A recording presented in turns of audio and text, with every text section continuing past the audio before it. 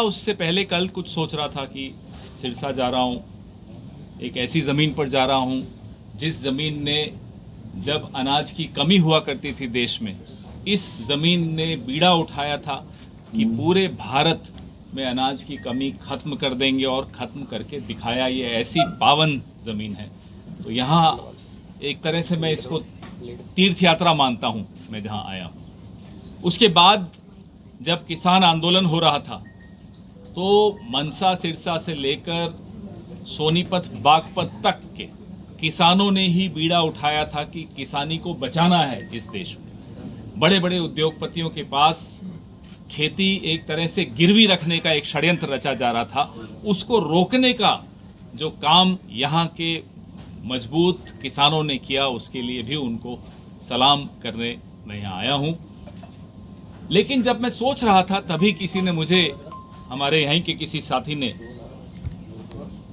एक सांसद का वीडियो भेजा, भारतीय जनता पार्टी की हिमाचल की सांसद, जो कहती हैं कि जिनको हम और आप काला कानून कहते हैं, कि वो काला कानून वापस लाएंगे। अब मैं हैरान हुआ, मैंने फिर से उसको रिवाइंड करके 4-5 बार सुना कि मैंने गलत सुन लिया हो कहीं, लेकिन वो तो वही बोल रही थी। आज सुबह, आज अभी 1-1.5 घंटे पहले एक विधायक भारतीय जनता पार्टी का, उसने फिर समर्थन कर दिया इसी बयान का। तो पार्टी के भीतर कोई चर्चा चल रही हो सकता है सांसद ने गलती से उस चर्चा को सार्वजनिक कर दिया। चर्चा तो चल रही होगी, अपने दिमाग में तो उनके नहीं आया होगा कि ये काले कानून वापस लाने हैं। चर्चा पार्टी के किस मंच पर, प्रधानमंत्री के कार्यालय में चली, कृषि मंत्रालय में चली, कहीं ना कहीं तो ये चर्चा चली है। लेकिन उसको सार्वजनिक हो जाना, उसका मुझे लगता है भगवान ने उस सांसद को सद्बुद्धि दी कि उन्होंने ये चर्चा आप सबके सामने कर दी। ये भगवान करवाते हैं। बड़ी धार्मिक नगरी में हैं हम, यहाँ बैठे हैं, आशीर्वाद है भगवान का, ऐसा नहीं है। लेकिन 10 साल में जो सिरसा की इस पूरी बेल्ट की नौजवानों की हालत हुई, किसानों की हालत हुई, पहलवानों की हालत हुई, वो आप सबके सामने। चिट्टा जो कभी यहां सुनाई नहीं देता था 2014 से पहले, आज चिट्टे का एक तरह से कैंसर की तरह वो फैल रहा है। नौजवान नशे के लत में आ रहे हैं, उनको धकेला जा रहा है नशे। ये षड्यंत्र क्या है? इस देश की आने वाली नस्लों को तबाह करने का षड्यंत्र कोई देश का दुश्मन ही रच सकता है। कोई देश को चाहने वाला तो ऐसा काम नहीं कर सकता। न इनको हमारी नस्लों की चिंता, न इनको हमारी फसलों की चिंता, इनको किस चीज की चिंता है? सिर्फ अपनी सत्ता की चिंता। मुझे याद है एक वीडियो बड़ा वायरल हुआ था, यहीं का वीडियो था। एक बुजुर्ग, यहाँ 9.5 साल के मुख्यमंत्री खट्टर साहब के पास रोते रोते गए। उनका बेटा नशे की वजह से मौत हो गई थी उसकी, और किस तरह से उसको अपमानित किया था मुख्यमंत्री ने उस वक्त के, वो मैं वीडियो भूल नहीं पाया। वो हम सबके दिमाग में है, दर्द देता है वो वीडियो। एक तो आप नशे को, और नशे में मुझे हमारे यहाँ के साथी बताते हैं कि भारतीय जनता पार्टी के कई नेता भी शामिल हैं इस तरह के नशे के व्यापार में। बताइए, ये क्या देश के दुश्मन नहीं है तो क्या है? जो हमारी आने वाली पीढ़ी को तबाह कर रहे हैं वो दुश्मन ही हैं। पहलवानों के साथ क्या हुआ वो आपने देखा। पूरा देश पहलवानों के साथ खड़ा था, लेकिन भारतीय जनता पार्टी उन पहलवानों को जिसने परेशान किया, प्रताड़ित किया, उसके साथ खड़ी थी, आज भी खड़ी है। 77 करोड़ का बजट हरियाणा को खेलों के लिए दिया गया। 426 करोड़ का बजट गुजरात को दिया खेलों में। बताइए गुजरात कितने मेडल लाया और हरियाणा कितने मेडल लाया? जब देश में हरियाणा से मेडल आते हैं तो पूरा देश खुशी में झूम उठता है। यह पहली बार हुआ कि मेडल नहीं मिला तो भारतीय जनता पार्टी खुश हो गई कि देखो मेडल नहीं मिला। ये किस तरह का माहौल है कि आप मेडल के हक की लड़ाई लड़ना चाहिए था आपको विदेश में खड़े होकर, नहीं लड़ी। उल्टा सोशल मीडिया पर ताने दिए गए कि देखो मेडल नहीं ला पाई। ये इन्होंने पहलवानों के साथ किया। कोविड चल रहा था, ऑक्सीजन के लिए हम और आप सब परेशान हो रहे थे। 750 किसान दिल्ली की सीमा पर जान गंवा बैठे, किसी ने सुध नहीं ली। ये तो शुक्र है कि चुनाव आते हैं तो मोदी जी ने आकर कहा कि मैं एक काले कानून वापस लेता हूं, लेकिन एक बात और कही थी कि शहीद का दर्जा देंगे उन किसानों के परिवारों को, उन किसानों को। क्या हुआ उस शहीद के दर्जे? हम जब सरकार बनाएंगे हरियाणा में, ना केवल उन परिवारों को रोजगार के मौके मिलेंगे, उन किसानों को शहीद का दर्जा मिलेगा और एमएसपी को कानूनी दर्जा देने की लड़ाई हम केंद्र सरकार से, आप लोगों की मदद से लड़ेंगे। धोखा हुआ है। आपने टीवी पर आकर कहा, किसानों को कहा अपना आंदोलन वापस ले लीजिए, हम एमएसपी का कानून बनाएंगे। 2 साल से ऊपर हो गए, कहां है वो कानून? और किसानों को आतंकवादी, अलगाववादी, क्या क्या नाम दिए। पहलवानों का अपमान, जवानों का अपमान, किसानों का अपमान। फिर किस मुंह से आप वोट मांगने आते हो, हम ये जानना चाहते हैं। हिम्मत कैसे होती है आपकी यहां वोट मांगने? और अगर इतना अच्छा काम किया था आपने, तो 9.5 साल के मुख्यमंत्री को हटाने की जरूरत क्यों पड़ी? क्यों हटाना पड़ा? अब वो घूम रहे हैं पूरे देश में, मनोहर कहानियां सुना रहे हैं। उनकी मनोहर कहानियों को सुनने की इच्छा तो उनकी अपनी पार्टी की नहीं है। हरियाणा क्यों सुनेगा उनकी मनोहर कहानियां? प्रधानमंत्री, गृह मंत्री, कृषि मंत्री, रक्षा मंत्री, इन सबको लाइन में यहां खड़े होकर आप सबसे माफी मांगनी चाहिए। अग्निवीर लाए। जिस हरियाणा में साल में 5000 लोग फौज में भर्ती होते थे, आज 225 लोग होते हैं साल में। यह किया इन्होंने अग्निवीर लाकर हरियाणा के साथ। तभी मैंने ये आपको मंत्रालयों के नाम बताए। इन तमाम मंत्रियों को आप बुलाइए हरियाणा के सामने, हरियाणा के किसान के सामने, हरियाणा के पहलवान के सामने, हरियाणा के जवान के सामने माफी मांगे देश से। 71 की लड़ाई हो, 65 की लड़ाई हो, कारगिल की लड़ाई हो, यहीं का जवान सीमा पे जाकर अपनी जान देता है। तिरंगे में लपेटकर उसको लाया जाता है। उसके नाम से आप वोट मांगते हो, लेकिन उसके साथ कर क्या रहे हो आप? देश की सुरक्षा के साथ क्या कर रहे हो आप? ना आपको नौजवान के भविष्य की चिंता, न सेना की आगे की चिंता कि सेना मजबूत रहे, न हमारी सीमाओं की चिंता। आपको चिंता सिर्फ अपनी सत्ता की है। इसलिए जब भी यहां प्रधानमंत्री आए, पहली मांग उनसे आप करिएगा कि वोट तो आप अब 5-7 साल बाद आइएगा मांगने, अभी माफी मांग कर जाइए। हमारी 7 गारंटियां हमारे सब साथी लगातार आपसे साझा कर रहे हैं। ये मल्लिकार्जुन खड़गे जी और राहुल गांधी की जुबान से निकले हुए शब्द पत्थर की लकीर होते हैं। अगर उन्होंने कहा है गारंटी, तो गारंटी होती है। ये 7 गारंटियां लागू करके रहेंगे। लोग कहते हैं हमको कई प्रेस कॉन्फ्रेंसेस में कि साहब बजट गड़बड़ा जाएगा, पैसा कहां से लाओगे? 1966 जब से हरियाणा बना से लेकर 2014 तक हरियाणा के ऊपर कर्जा 70,000 करोड़ का था। 66 से 2014 के बीच में 70,000 करोड़ का कर्जा था। 2014 से 24 के बीच में 4.25 लाख करोड़ का कर्जा हो गया। आप सोचिए, 10 साल में 4.25 लाख करोड़ कोई छोटी बात नहीं। 40 साल में 70,000 करोड़ और 10 साल में 4.25 लाख करोड़। लेकिन कहीं रोजगार होता हुआ नहीं दिख रहा। वो पैसा कहां गया? हम ये जानना चाहते हैं। 100 गज के प्लॉटों की योजना जो कांग्रेस लाई थी, आपने वो खत्म कर दी। जो काम यहां कांग्रेस करके गई, उसके बाद आपने एक ईंट और उन कामों पर नहीं लगाई, सिर्फ उनका श्रेय लिया, उसका क्रेडिट लिया। लंबी बात कर सकते हैं। इनके 10 साल के कुशासन पे बहुत कुछ कहा जा सकता है, बहुत कुछ कहा जा रहा है। इसलिए ध्यान बटा रहे हैं मीडिया का, विपक्ष का, वोटर का, सबका ध्यान बटा रहे हैं। अनर्गल बातें करके फालतू के विवाद पैदा करके, जहां विवाद नहीं है वहां विवाद पैदा करके ये ध्यान बटाने की साजिश रची जा रही है। ध्यान मत बटने दीजिएगा, ना अपना, ना हमारा, ना इस हरियाणा के वोटर का, क्योंकि ध्यान से वोट देना जरूरी है। मुझे मालूम है गुस्सा बहुत है आप सबके मन में, और गुस्सा जायज है आप सबका। जब बटन दबेगा वो इतनी तेजी से दबने वाला है कि कहीं मशीन न टूट जाए, इतना ज्यादा गुस्सा है। बटन दो कारणों से दबा रहे हैं लोग, इनको हराने के लिए और कांग्रेस को जिताने के लिए। आपके सवाल, आपका स्वागत। हम सबकी बहुत वरिष्ठ नेता हैं, उन्होंने खुद इसका जवाब परसों भी दिया, कल भी दिया, मैं भी सुन रहा हूं, आपने भी सुना।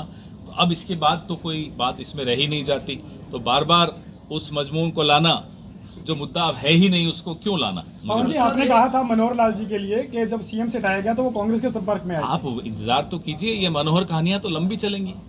अभी तो शुरुआत हुई है। हमारे हरियाणा के ही एक कद्दावर नेता और खुलासा करेंगे, आप निश्चिंत रहिए, बहुत खुलासे होने। सर, एक किसानों के मुद्दे पर सर आप बड़ी बातें कर रहे हैं। स्वामीनाथन आयोग के अंदर 2 आय वृद्धि की बात कर रहे थे, पर आज तक बीजेपी, आपने भी क्या किया बताइए। स्वामीनाथन आयोग की 200 के लगभग, 201 के लगभग अनुशंसाएं थी, रिकमेंडेशंस थी।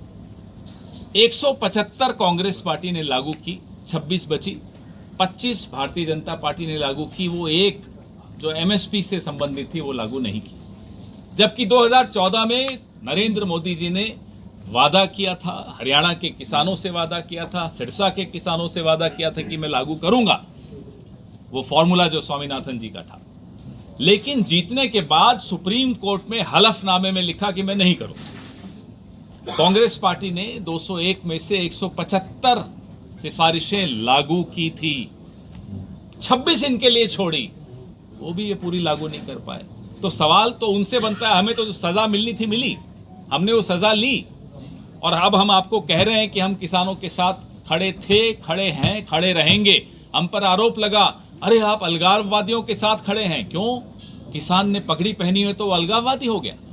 ये सवाल हम पूछेंगे, पूरे विश्व में पूछेंगे जाकर। हमें कोई डर नहीं है सवाल पूछने में, हमें फख्र है इन भाइयों पर, और उस फख्र के साथ हम इनके साथ खड़े। सर, 25 लाख का आपने शुरुआत की कंगना से, मैंने नाम ही नहीं लिया, आप ले रहे हो। सर मैं ले रहा हूँ। कंगना का आपने बयान का आपने जिक्र किया, आपको लगता नहीं कि बार बार ये कोई साजिशन, बार बार किसानों को अपमानित करने के लिए बार बार बुलाया जाता है, माफी मांगी जाती है? ये बिल्कुल ये अंदर की बात है। मुझे ये नहीं समझ में आ रहा कि अंदर की बात इशारे से वो बाहर लाती हैं या गलती से लाती हैं, लेकिन बात अंदर यही चल रही है कि काले कानून आने चाहिए। किस तरह से ये जिनका आपने नाम लिया, मैंने उनकी पिक्चरें भी नहीं देखी वैसे, जिनका आपने नाम लिया वो किस तरह से बार बार किसानों का अपमान करती हैं, ये बिना ऊपर की अनुमति के नहीं हो सकता, उनकी इजाजत के बगैर नहीं हो सकता। वही चाहते हैं कि ये बोला जाए, नहीं तो किसी की हिम्मत नहीं है उस पार्टी में, पत्ता भी नहीं हिलता उनके इशारे के बगैर, और ये ऐसे ही बोल रही हैं। ऐसा हो सकता है क्या?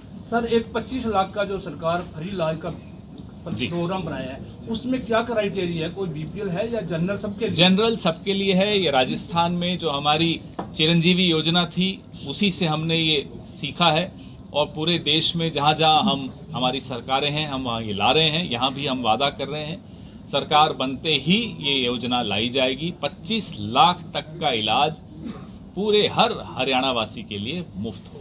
एक सर, जम्मू कश्मीर और हरियाणा के अंदर जो चुनाव और उसके अंदर हरियाणा की स्थिति क्या नजर आ रही है आपको? बहुत मजबूत स्थिति है।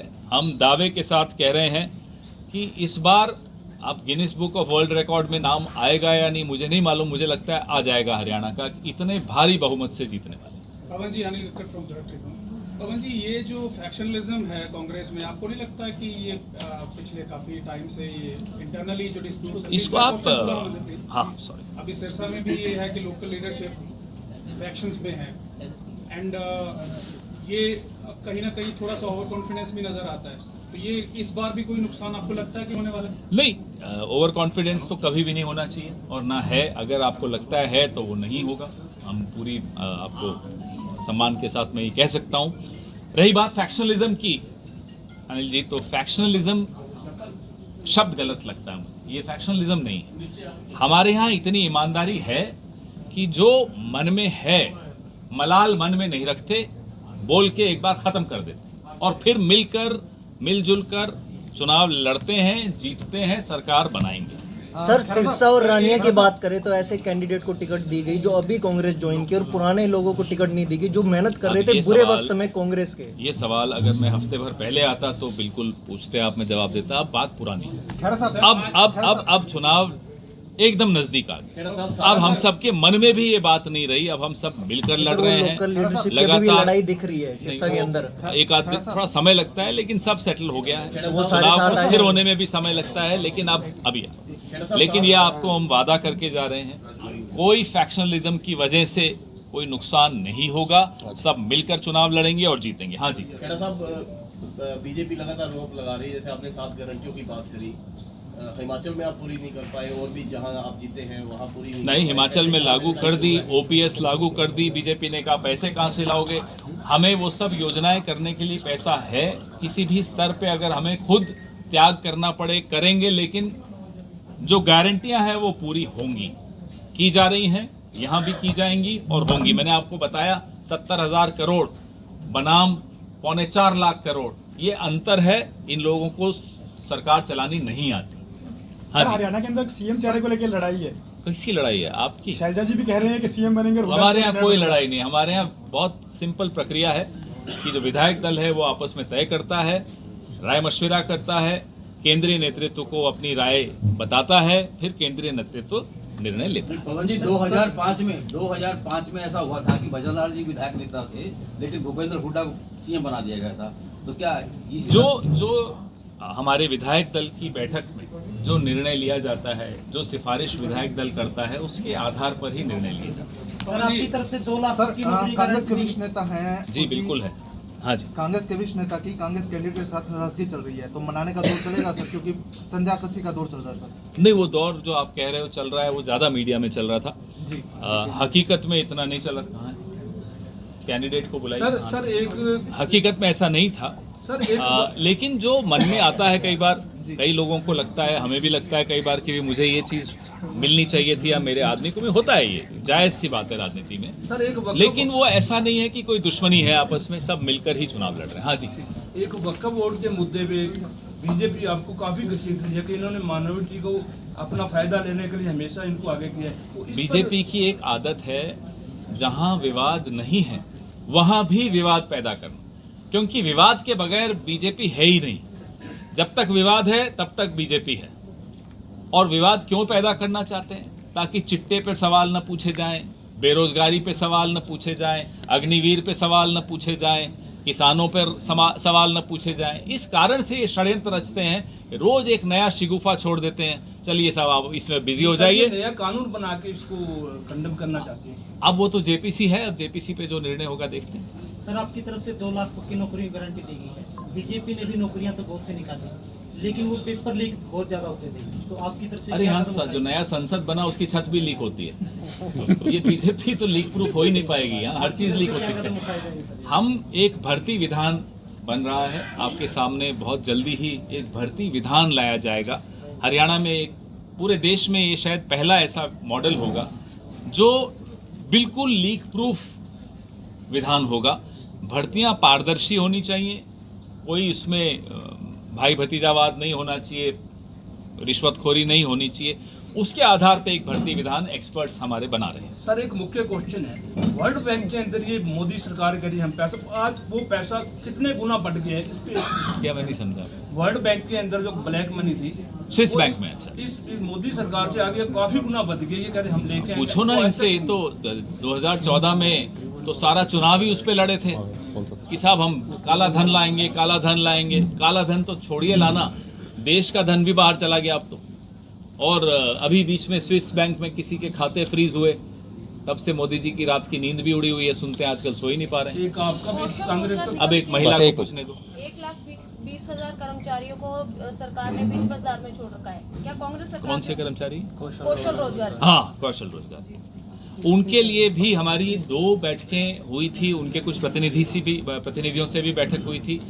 ये हम उनको आश्वस्त करते हैं कि उनके साथ न्याय होगा और कांग्रेस पार्टी की सरकार बनते ही उनके साथ न्याय देने की प्रक्रिया शुरू होगी।